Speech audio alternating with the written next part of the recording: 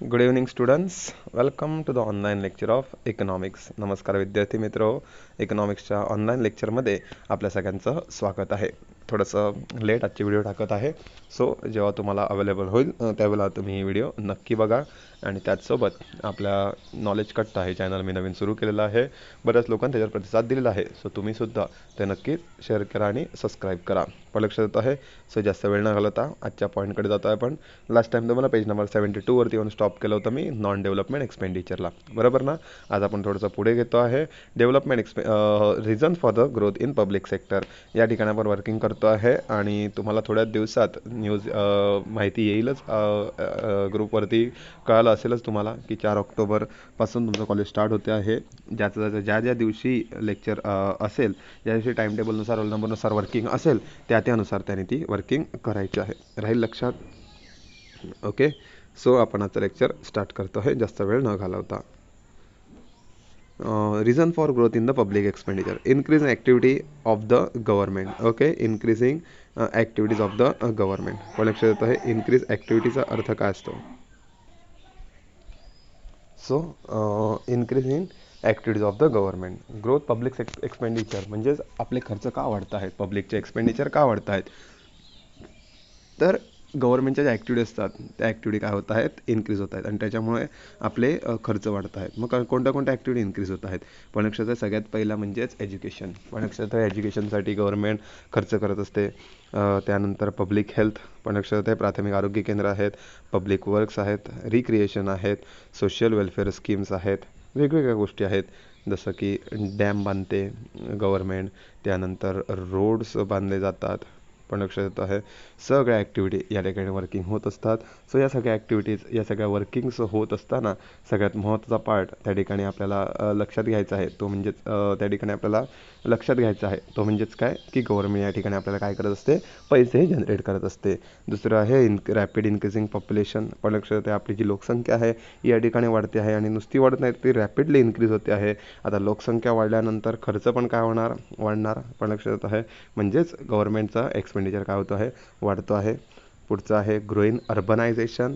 अर्बनायझेशनचा अर्थ लिहून घ्या, शहरीकरण. अर्बनायझेशनचा अर्थ काय आहे, शहरीकरण. खूप जास्त शहरीकरण होते शहरामध्ये, जास्तीत जास्त लोक वर्किंग होत आहेत. सो शहरीकरण वाढते आहे.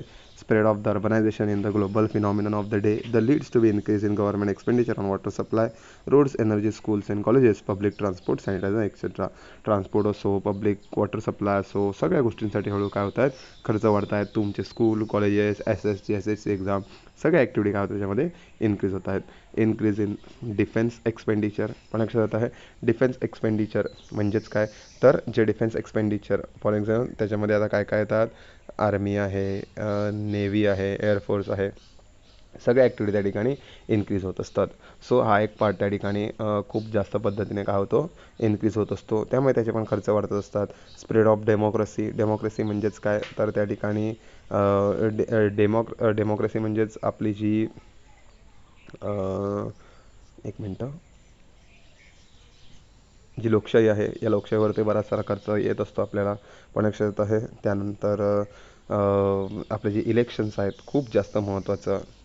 लोकशाही पद्धतीने आपलं काय आहे, इलेक्शन आहेत, इलेक्शनला बराच सारा खर्च होत असतो. सो या ॲक्टिव्हिटी त्या ठिकाणी होत असतात. पुढचा पार्ट आहे इन्फ्लेशन. इन्फ्लेशनचा मराठी अर्थ आहे महागाई. पण लक्षात येत आहे भरपूर सारी महागाई त्या ठिकाणी वाढत असते. सो बरीचशी कारणं आहेत आपले खर्च वाढण्यासाठी. पुढचा पॉईंट आहे इंडस्ट्रियल डेव्हलपमेंट. पुढचा पॉईंट काय आहे, इंडस्ट्रियल डेव्हलपमेंट. इंडस्ट्रियल डेव्हलपमेंट म्हणजे काय, इंडस्ट्री म्हणजे काय तुम्हाला माहिती आहे ना. इंडस्ट्री म्हणजेच वेगवेगळ्या प्रकारच्या कंपनीज या काय होत आहेत, इन्क्रीज होत आहेत. आणि त्या इन्क्रीज झाल्यामुळे ऑब्व्हियसली काय होत आहेत, तर खूप साऱ्या गोष्टींवरती गव्हर्नमेंटला खर्च करावा लागतो आहे. गव्हर्नमेंटला कंपन्या बांधाव्या लागत आहेत आणि यामध्ये गव्हर्नमेंटचा खर्च काय होतो आहे, वाढतो आहे. 8वा पॉईंट आहे डिझास्टर मॅनेजमेंट. डिझास्टर म्हणजे काय, आपत्कालीन.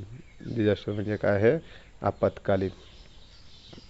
एमर्जन्सीमध्ये पूर येणं, बरोबर ना, भूकंप होणं, वादळ येणं, या सगळ्या गोष्टी काय आहेत, आपत्कालीन आहेत. काय आहेत, आपत्कालीन. राहील लक्षात. या सगळ्या गोष्टींवरती काय करायला लागतं बघा, floods, cyclone, social unrest, earthquake. Government लगेच देतं ना पैसा, सरकारकडून 1 कोटी मदत जाहीर, 2 अब्ज जाहीर, 3 कोटी जाहीर देते ना, अब्ज किंवा सॉरी 3 कोटी 4 कोटी या सगळ्या पैसे हे गव्हर्नमेंट काय करत असतं, देत असतं त्या ठिकाणी. म्हणजेच काय देत असतं, तर गव्हर्नमेंट स्वतः त्या ठिकाणी खर्च हे करत असतं. राहील लक्षात. आता गव्हर्नमेंटचे आपण खर्च बघितले, आता गव्हर्नमेंटचा इन्कम बघणार आहोत. खूप वेगवेगळ्या प्रमाणात गव्हर्नमेंट काय करत असतं, इन्कम जनरेट करत असतं. त्याला बोलतात रेव्हेन्यू. त्याला काय बोलतात, रेव्हेन्यू. रेव्हेन्यू म्हणजेच काय, गव्हर्नमेंटचा इन्कम. गव्हर्नमेंट कशातून इन्कम कमावते, एकच लक्षात ठेवायचं, टॅक्स. काय लक्षात ठेवायचं, टॅक्सेस. ओके, टॅक्स येतं. According to Professor Tossing, the essence of tax and distinguished from other charges by the government in absent of direct tax and co between taxpayer and the public authority. पण लक्षात येत आहे. So ही activity working होत असताना आपल्याला काय करावं लागते, तर टॅक्सेस ही त्या ठिकाणी काय करायचे असतात, वर्किंग करायचे असतात. पण लक्षात येत आहे. सो हे टॅक्सेस वर्किंग करत असताना टॅक्सेसच्या माध्यमातून किंवा गव्हर्नमेंट कोणत्याही माध्यमातून आपल्याकडून पैसा हा जनरेट करत असते. पण लक्षात येतो आहे, खूप सारे टॅक्सेस हे भरत असतात.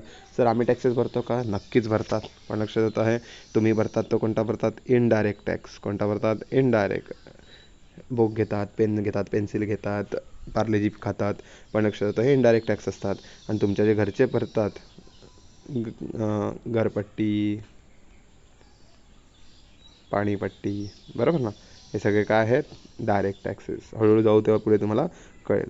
पण लक्षात येत आहे, अगदी इथे अजून एक हे दिलेली आहे डेफिनेशन बघा. Seligman, tax is a compulsory contribution from the person to government without reference to the special benefit conflicts. Okay, एखाद्या व्यक्तीला स्पेशल बेनिफिट्स हा कोणताही मिळत नाही, पण लक्षात आहे, पण तरीसुद्धा गव्हर्नमेंटला त्याला त्या गोष्टी काय करायच्या असतात, पेड करायच्या असतात. अगदी आपला इन्कम टॅक्स, सगळ्यांना माहीत असलेला टॅक्स आहे इन्कम टॅक्स, बरोबर ना. लोकांच्या इन्कमवरती लागतो म्हणून त्याला काय बोलतात, इन्कम टॅक्स. पण लक्षात आहे, it is a compulsory contribution to the government and every citizen of the country is legally bound to pay taxes imposed upon him. It is the major source of revenue to the government. It any person does not pay tax, he punished by the government. जो tax भरत नाही, government त्याला काय करते, दंड देते. बरोबर ना. पाणीपट्टी भरली नसेल, आपल्याकडे पाणी बंद होते, घरपट्टी भरली नसेल, तुमच्यावरती कारवाई केली जाते, जबरदस्त दंड लावला जातो, सगळे ॲक्टिव्हिटी केल्या जातात असतात. पण लक्षात, त्यामुळे आपल्याला टॅक्स भरणं हे गरजेचं आहे. Tax payment, tax paid by the payer is enable government incur expenses common interest of the society. जर आपण पैसे भरले तरच गव्हर्नमेंट आपल्यावरती खर्च करणार की नाही. पण लक्षात येतो आहे, आपण हायवे वापरतो, पण हायवे वापरत असताना काय भरतो, टोल भरतो. म्हणजेच हायवेवरती काय घेणार, टोल. पण लक्षात येतो आहे, ही ॲक्टिव्हिटी त्या ठिकाणी वर्किंग होणार. पुढे tax is impose on income, property and commodity services. टॅक्सचा काय होतो आहे, इम्पोज होतो आहे इन्कम आणि प्रॉपर्टीवरती. पण लक्षात येतं आहे, कमोडिटीवरती काय होतं आहे, इम्पोज होतो आहे. सो हा एक पार्ट त्या ठिकाणी अजून योग्य प्रकारे काय होतो आहे, वर्किंग होतो आहे. राहील लक्षात. कॅनन हा पार्ट सध्यापुरता त्यांनी आउट ऑफ सिलेबस केलेला आहे. जर झाला तर आपण कॉलेज सुरू झाल्यावर तुम्हाला तो शिकवेन. पण लक्षात येत आहे, जसं आपलं कॉलेज सुरू होईल त्यावेळेला तो पॉईंट मी त्या ठिकाणी शिकवेन तुम्हाला. पण सध्यापुरती कॅनन हे आपण घेत नाही आहोत. पण लक्षात येतो आहे, पुढचा पार्ट आहे टाईप्स ऑफ टॅक्सेस. काय आहेत, टाईप्स ऑफ टॅक्सेस. पण लक्षात येतं, टाईप्स ऑफ टॅक्सेसमध्ये दोनच प्रकार आहेत, एक म्हणजे डायरेक्ट टॅक्स, एक म्हणजे इनडायरेक्ट टॅक्स. डायरेक्ट टॅक्स जो डायरेक्ट प्रॉपर्टीवरती पे केला जातो. पण लक्षात येतं हे, तुम्हाला मी सांगितलं की personal income tax, wealth tax हा जो असतो, समजा आता तुम्ही ऐकलं असेल, एखाद्या व्यक्तीला पगार आहे 10,000 पण कापून हातात येतो 8,000, असं काहीतरी ऐकलं असेल तुम्ही. पण लक्षात येतं आहे, मग हे कापून येणं म्हणजे काय, तर त्या ठिकाणी हे जे 2,000 असतात त्यातला 1,000 रुपये हा टॅक्स जातो, 1,000 रुपये हा पेन्शन फंडात जातो, प्रोव्हिडंट फंडात जातो. ज्या लोकांना पेन्शन मिळतं ना, हे त्याचं मिळत असतं. राहील लक्षात. मग ही ॲक्टिव्हिटी त्या ठिकाणी काय होत असते, वर्किंग होत असते. Indirect tax, it is live on the goods or services.